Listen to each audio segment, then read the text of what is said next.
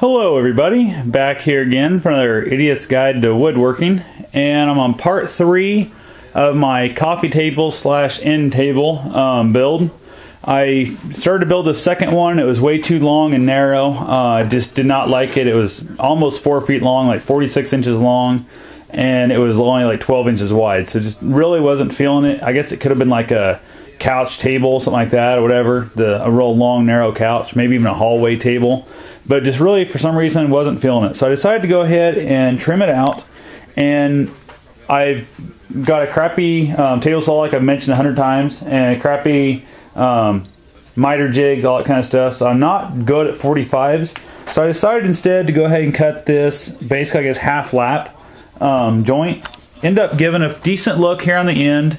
It's not super special, and what I did, because I do not have a dado blade, as you can see there's a whole bunch of little teeth. Maybe if I can get that to focus. But anyway, I don't know if this thing will focus for me or not here, darn thing. But there's a whole bunch of little bumps there. I'm not sure why this thing is not focusing for me at all. But I cut after cut after cut with my table saw, and then went through with a little chisel and knocked that out of there real quick. Actually, it wasn't even really a chisel, it was a paint scraper. That's what I had, because I don't even have a good set of chisels. So I'm really working with some very limited tools here. So anything I build, you guys can build also. One of the things I also had said earlier is I ran this through my planer and knocked out that corner. It's actually my joiner, which I picked up for like 125 bucks on Craigslist.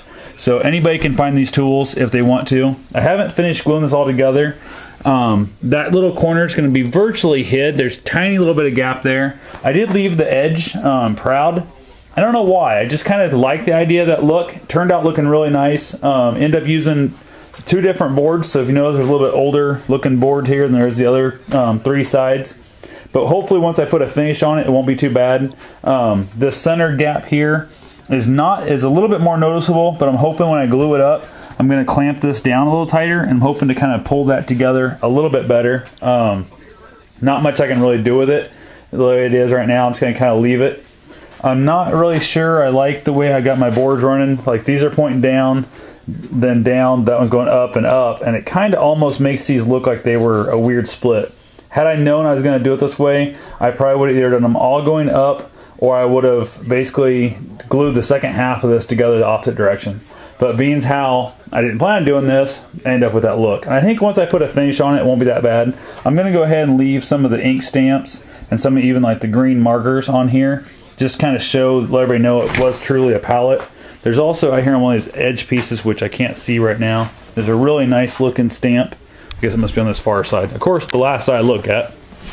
You can see the marks right here. I'm going to go ahead and leave that on there also, and there's some down here on this end. I'm probably going to put some kind of finish up here on top. I don't know what I'm going to do yet. At least I've got some polyurethane to coat the whole thing in, which I might just leave it that way and just polyurethane the darn deal. I'm trying to do some of that vinegar and steel wool, and I cannot get that stuff to rust. So I don't know if I've got a bad batch of steel wool or if I got a bad batch of vinegar or what. But I bought it all brand new, so kind of being a pain in the ass right now, but that's how it happens. Only thing I'm going to have left after this all glued up is I still have to figure out how I'm going to do my legs. Still have not figured out what I'm doing with that yet because my lathe is still out of commission. I'm thinking I might go ahead and just fix the lathe, being that I won't have money to buy a new lathe for quite a while. So anyway, other than that, don't really know of much. I just wanted to touch base here.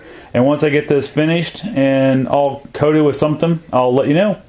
Have yourself a safe and wonderful day. Thanks for watching.